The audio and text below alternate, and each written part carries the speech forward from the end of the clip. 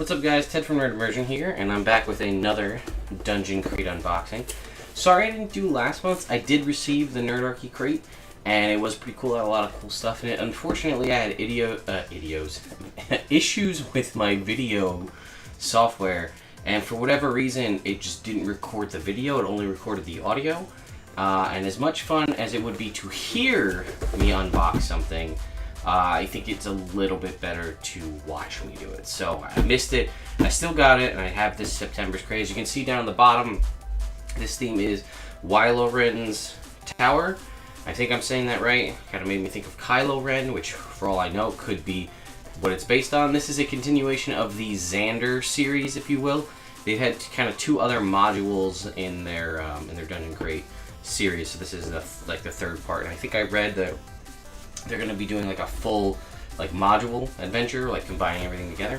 But let's not get ahead of ourselves here. So let's go ahead and open up our box and see what we get. Alright. So we have our little Dungeon Crate card that we always get.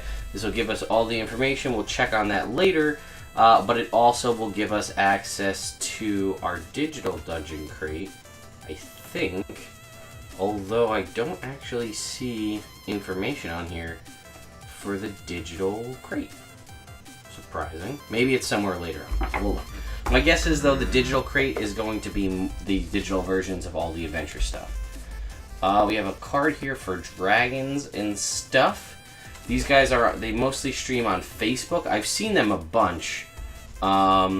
It says Chaos Dice Prizes. It's an interesting stream. You know, it's funny. You don't see a lot of people in the D&D tabletop world doing exclusively Facebook streaming. I guess maybe they do Twitch as well, now looking at the card. So, Dragons and Stuff is the greatest, best, and most legendary tabletop RPG live on the internet. That's probably a bold statement, but okay. Win prizes every Friday at 6 p.m. Pacific time, and join in the chaos as the players try to outwit each other in hilarious, everyone for themselves approach to adventuring. So Facebook, Instagram, Twitter, Reddit. Looks like they are sponsored by, I guess that's Pathfinder from my guess, because it's sponsored by Paizo and the Paizo SRD. Or the Pathfinder SRD, and then Sirenscape and Dungeon Crate. Here you can see the little card here. So we're trying out a new setup, slightly new setup, so we'll see how this works. Then we have our actual adventure module itself. I'm not gonna, here you can get a good look at here's the front of the module here. This is, to give us any information, an adventure for third level characters. You can see we do have some maps available, and then we can get free downloads of the maps, art, and everything on the website here. So, and then again, some cool items and things, some magic items from just looking at the back, and then how it ties into the other adventures. Okay, so we got some pretty. Ooh, all right, I'm on board. What do we got here? So first off, Crimson Tower College, just like a dungeon, or like a tower button there, I guess. Alright, so we got a button. Put that back over here. We've got a wizard button. I don't know if this is ever going to focus. This is always my issue when I do these setups, but it's got a little fireball and a spellbook. These fuzzy thingies get everywhere. We've got, okay. Satharas, the male warlock. This is a Reaper Bones figure. I actually have this exact figure. When we play Jake Game, which we will be playing in the next couple months here, we have 2 months of Jake Game lined up. This is actually the figure we use for Quentin. So you can see the Reaper figure there. I'll pop him out just so you can get a little bit closer look. It's pretty cool. It almost has a skeletal look to the face.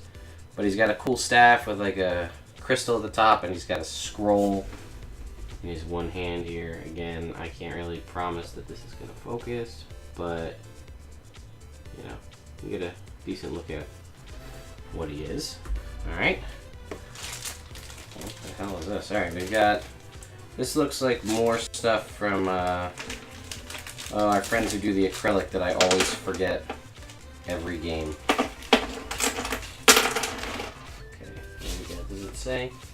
I'll tell you, I'll see it as soon as I know. Advanced deployment. Every time. Can never remember. So, we've got some tokens here. These are actually familiar tokens. These are really cool. So we've got cat, hawk, lizard, quipper, and crab. They are, again, I don't know if that's going to focus in, but it's just a little acrylic token that's etched and that says cat familiar. And they're all tiny sized. So if you can see here on the grid, if this is your wizard, right? Here's your familiar. It's a little bit smaller. So we've got pretty much most, if not all, of the base Player's Handbook Find Familiar options. We also have an invisible token for our wizard. So here we've got our wizard. We've got our clear acrylic token. Then we have these two tokens, which seem to be some sort of spell effect, or you know what? I'm going to probably go out on a limb and say portal, because let's just face it, it is orange, and they look like a portal, and they're orange and blue. Sounds like science to me. Let's just take a look. Portals, invisibility, stand-up token, familiar tokens. So I guess there's some sort of teleportation and portal contained within Wilorin's tower. We have more of the clear. Who makes these?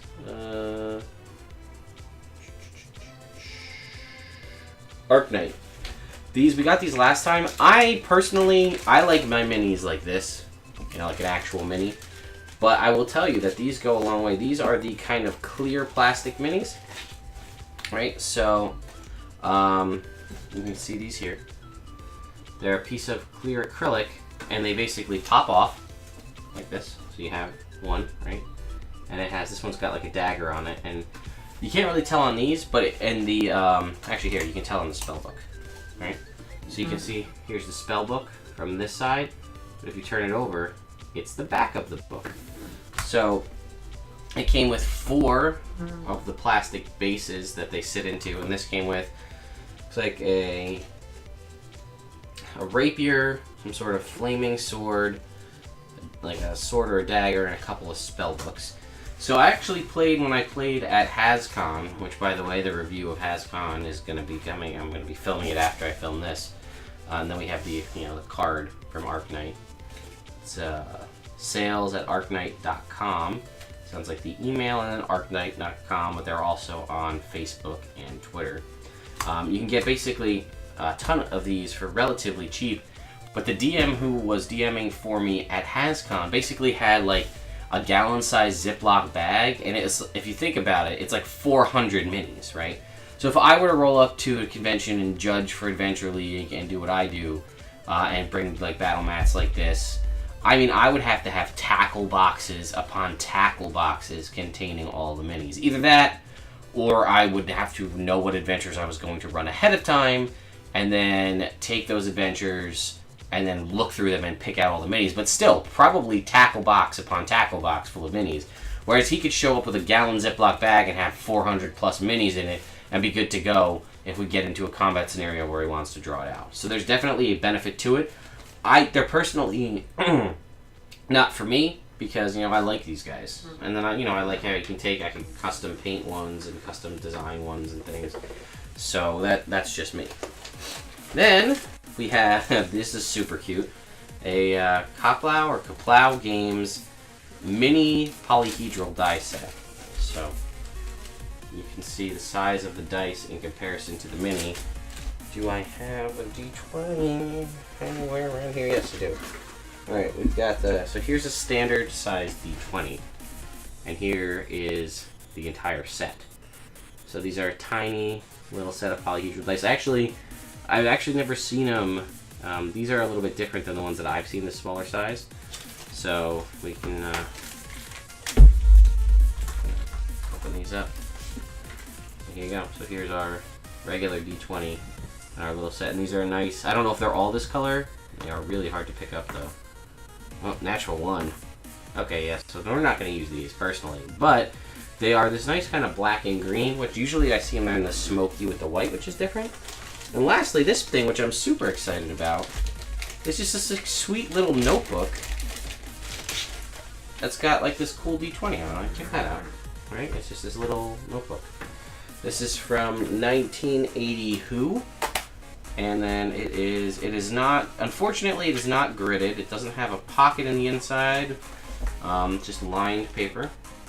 And it does have a ribbon bookmark that you can pull out to use to mark a page. And you can kind of see the bookmark there. But, I mean, it's probably 100-something pages, and it's just nice. You know, I always find myself personally, I mean, maybe this is just me, but I like to have like little Moleskine notebooks or something like this just in my bag with me when I go to work or something like that, because I could be sitting at my desk or heading to a meeting or waiting for a meeting to start, and then all of a sudden I'll be struck with inspiration for something to do for a campaign, and then I can just pull out my little notebook here and then write down my notes so I don't forget, because I'm notorious for coming up with great ideas and then I'll remember half of the idea or like a story thread, and I was like, damn, what the hell did I think? I can't remember it.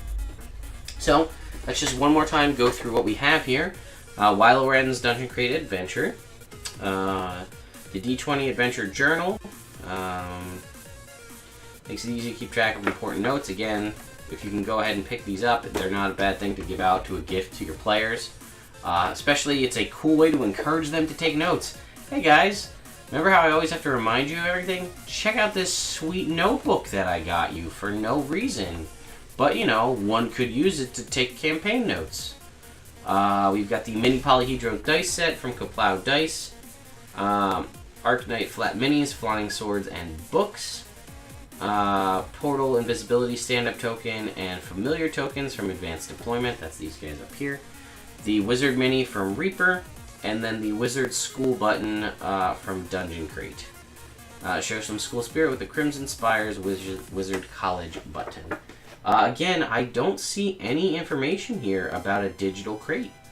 Usually there's a code on here, so I guess the only digital stuff you're going to get is maybe they're just revising it in that it is just the digital assets for the adventure itself rather than a full-on digital crate, which is cool. Sometimes it got a little confusing, and that's usually what I would expect from a month where we have a module in it. But yeah, guys, that's a Dungeon Crate video. Again, the folks from Dungeon Crate do watch these videos when they hit YouTube. Sorry it was a little bit late, guys. I was away for the weekend at an Oreo tasting invitational. Sounds a lot better than it is.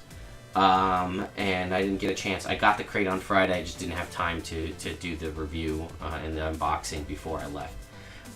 But they do watch these videos, so let me know what you guys think about these. As I've stated many times, this, and no offense to any of the other digital, the physical, you know, loot, monthly deposit, you know, drop crates that give you tabletop stuff. But I personally am an advocate for Dungeon Crate because I like physical things. As much fun as it is to get adventure modules, I don't, you know, I don't want to badmouth any other crates, but adventure modules are good, but you can get, you know, depending on how these go, you can get adventure modules for systems that you don't play. Personally, I don't play Pathfinder. I have nothing against Pathfinder. I've actually never played it. I might actually attempt to do it at a convention just to see how it is. But I mostly play 5th edition Dungeons & Dragons, which you know if you watch the channel. So if I get a crate or I get a module or an expansion or a new book or a new bestiary or something of that nature for Pathfinder, well, that just goes and sits on my shelf, or I give it to somebody that'll use it, or I try to sell it. And, you know, I don't want to do that. When I get these crates, this is why I stopped getting Loot Crate, because most of the shit that I got, I just didn't use. So, the reason that I like Dungeon Crate is a lot of the stuff that they give me and give us when we buy these crates is system agnostic. It's not tied to a system, it's a general gaming accessory. Like, this set of tiny dice. That works for any set of RPG games. This D20 book, you can use this for anything. These portals could be used for a sci-fi based game or a fantasy based game. You know, minis are usable for everything. you know, buttons and other minis and things like that we've gotten in the past, they're all usable in any game system, and that's part of the reason why I'm such a big fan. Yes, the adventure module that they did give us in here is a 5th edition adventure, so I'm a little bit biased towards that. But even without this, and if they threw some other thing in the mix, these are all things that you can use for any tabletop game, which is part of the reason why, you know, if you love modules and stuff, there's a lot of ones out there that are just heavy focus on new modules every month. You get a new module, you get, you know, new accessories to go with that module.